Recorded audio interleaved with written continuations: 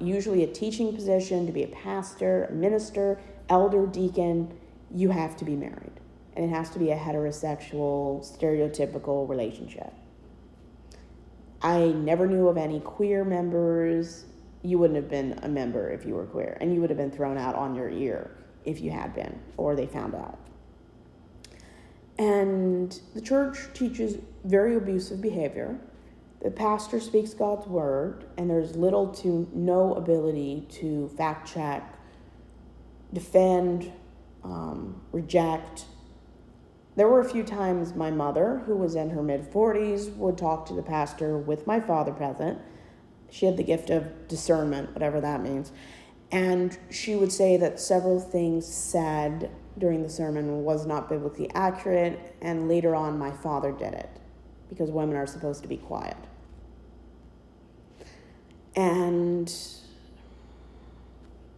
it did not go well. At least 3 churches my family was asked to leave because they fact-checked the pastor.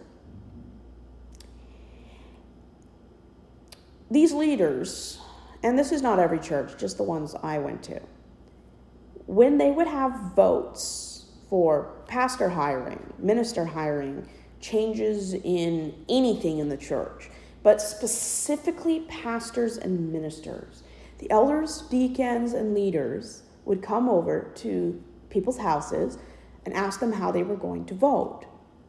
And a lot of the time, if you said the opposite of what they were expecting, they would try to talk you in or incentivize you to change your mind. And I know of 2 churches my parents asked the elders to leave the house. And my opinion, it's nobody's business how you vote. If you're asking, it's inappropriate. But good luck telling those people that. And it's such a toxic environment. Now, I'm sure some of you have been in churches where everything worked like a fine-tuned machine. But that doesn't mean there wasn't sexism, abuse, and the teachings of that. Even if the activity wasn't there, they taught this stuff 100%. You cannot teach the Bible accurately without these abusive dynamics being entrenched in people's in their psyche and their subconscious. There's no way you can read the Bible in sermons and translate it without these toxic dynamics.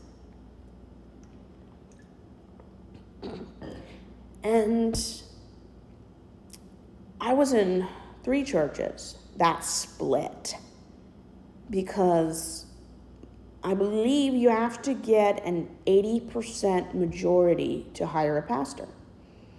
One time we had 78%, and then we had 64%.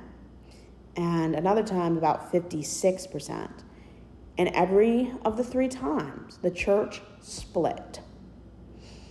The first time, someone planted pornography on the pastor's computer so he could have the position, even though he had not been to seminary, was not licensed, and was just a teacher. But he wanted the guy's job, so he framed him. And his wife was complicit. This was in Wasilla. And this is just one instance of gross abusive dynamics. People in church are